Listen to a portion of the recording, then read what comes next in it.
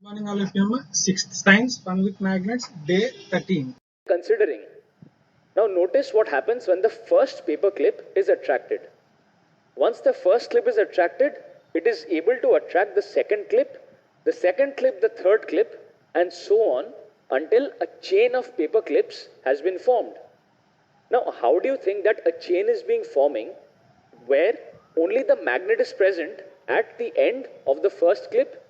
That is, as you can see, the magnet is not present at the end of all the clips, but only the first clip. So, how is it that the chain is forming? Let us study what is happening in greater detail. Now, we found that an iron paper clip is able to attract another iron paper clip. The iron paper clip is so acquiring the magnetic properties.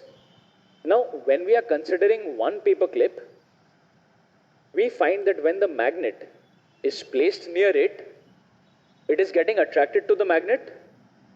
But when another paper clip is being attracted, why is it so? Because the magnet is present only here and not here. So we can say that the iron paper clip, this one, is acquiring magnetic properties due to the presence of a magnet near it. Now over here you will find that the north pole of the magnet is causing the formation of a south pole on the iron paper clip and a north pole at the far end. So a south pole is being formed at the near end and the north pole at the farther end. And this process is continued for all the other paper clips. That is, when this paper clip attracts the other paper clip, a south pole is formed at the near end and a north pole at the far end. So we find that opposite pole formation takes place at the nearer end of the iron paper clip and same pole formation at the farther end. So this is why the iron paper clip is attracted towards the magnet, and this is because unlike poles attract one another. And this process is repeated for all the other paper clips. So this picture will help you understand the thing better. This north pole is causing a south pole formation at the nearer end and north pole at the farther end. Similarly, when this paper clip attracts another paper clip, there is a north pole on this clip. So it causes a south pole formation at the nearer end, north pole at the farther end. When this clip has to pick up this clip by attraction, it will cause a south formation at the nearer end and a north pole formation at the farther end, and in this way the chain formation continues. Now this is not applicable in case of any substance. As you can see, when magnet is being placed near bits and pieces of wood, the pieces of wood are not being attracted. Why? Because wood is a non-magnetic material, whereas the iron paper clips were magnetic materials. So this process takes place only in magnetic materials. This process is known as magnetic induction. So what is magnetic induction?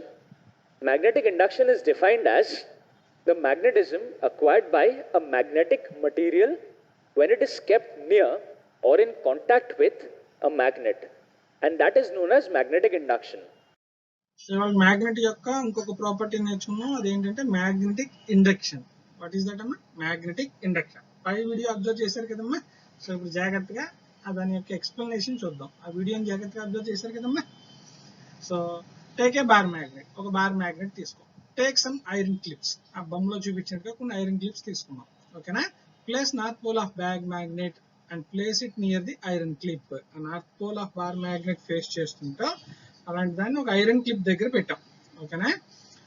On nail south pole forms. అప్పుడు nail మీద అంటే ఆ iron clip మీద ఏం form అయిందమ్మా? South pole form అయింది. ఓకేనా? Iron clip మీద ఏ ఫామ్ అయింది? South pole. అందుకని ఆటోమేటిక్ గా నార్త్ పోల్ కి ఈ ఐరన్ క్లిప్ ఏంటైందమ్మా? అట్రాక్ట్ అయింది. So now place it near another clip. మళ్ళీ ఆ క్లిప్ అంటుకుని ఉండగానే మళ్ళీ ఇంకో క్లిప్ దగ్గర తీసుకెళ్ళి అగైన్ ఇట్ అట్రాక్ట్స్. ఓకేనా? Repeat it the same for 6 to 7 clips.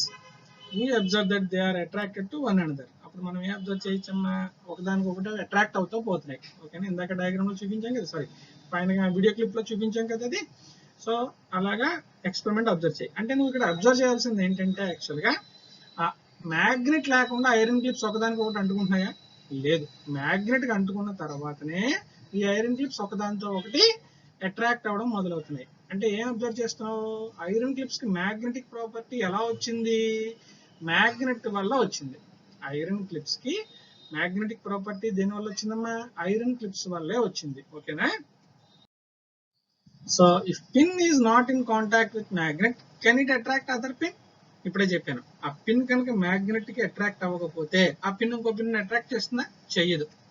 No, they attract one another due to the bar magnet. Bar magnet వల్ల ఒకదానితో ఒకటి అట్రాక్ట్ అవుతున్నాయి. So here clip acquires the magnetic property due to the presence of magnet near it. కాబట్టి ఏం చెప్పచ్చమ్మా? ఆ pin కి magnetic properties వచ్చాయి. దేనివల్ల?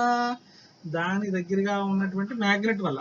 కాబట్టి ఈ ఫినామినన్ మనం ఏమని కాకేస్తాం అంటే magnetic induction. This phenomenon is called magnetic induction. అంటే ఏంటి? యాక్చువల్ గా ఏదైనా ఒక మ్యాగ్నెటిక్ సబ్స్టెన్స్ మామూలుగా మ్యాగ్నెట్ లా బిహేవ్ చేయదు, కానీ దాని దగ్గరికి మ్యాగ్నెట్ లా తీసుకురావడం వల్ల ఆ ఇంకోటి కూడా ఎలా బిహేవ్ చేయడం మొదలైందమ్మా? మ్యాగ్నెట్ లాగా బిహేవ్ చేయడం మొదలైంది. ఓకేనా? So this phenomenon is called magnetic induction. ఓకేనమ్మా? నెక్స్ట్ ఇంకొక లాజిక్ చూడండి అమ్మా. Suppose if you bring a bar magnet near a non magnetic substance, it cannot attracts. అంటే ఏంటి? ఇలాగా మ్యాగ్నెట్ తీసుకొచ్చి పెట్టడం వల్ల మ్యాగ్నెటిక్ సబ్స్టెన్స్ అట్రాక్ట్ అయింది. ఇప్పుడు అదే మ్యాగ్నెట్ తీసుకొచ్చి ఒక చెక్క దగ్గర పెట్టండి, అట్రాక్ట్ అవుతుందా? ఇంకో చెక్కకి అలాగా అవ్వదు. అంటే మ్యాగ్నెటిక్ ఇండక్షన్ ఎప్పుడు ఉంటుంది? మ్యాగ్నెటిక్ సబ్స్టెన్స్ తీసుకున్నప్పుడు మాత్రమే మ్యాగ్నెటిక్ ఇండక్షన్ అనే ప్రాపర్టీ ఉంటుంది. మళ్ళీ చెప్తున్నా, సేమ్ పాయింట్ జాగ్రత్తగా అర్థం చేసుకోండి అమ్మా. ఏంటంటే ఇక్కడ సింపుల్ లాజిక్, మ్యాగ్నెట్ ని తీసుకెళ్లి ఒక మ్యాగ్నెటిక్ సబ్స్టెన్స్ దగ్గర పెట్టండి, నాన్ మ్యాగ్నెటిక్ సబ్స్టెన్స్ దగ్గర పెట్టండి. మీకు మ్యాగ్నెటిక్ ఇండక్షన్ అనే ప్రాపర్టీ ఎక్కడ కనబడుతుందంటే మ్యాగ్నెటిక్ సబ్స్టెన్సెస్ దగ్గర మాత్రమే ఈ ప్రాపర్టీ కనబడుతుంది. ఓకేనా? So magnetic induction takes place only in case of magnetic substances only. Okay, right. So what is magnetic induction? The magnetism acquired by a magnetic material when it is kept near or in contact with magnet. అంటే ఏంటమ్మా magnetic induction అంటే ఏంటి? So the magnetism acquired by a magnet, అంటే ఒక magnet వల్ల magnetism రావాలి. ఎప్పుడు?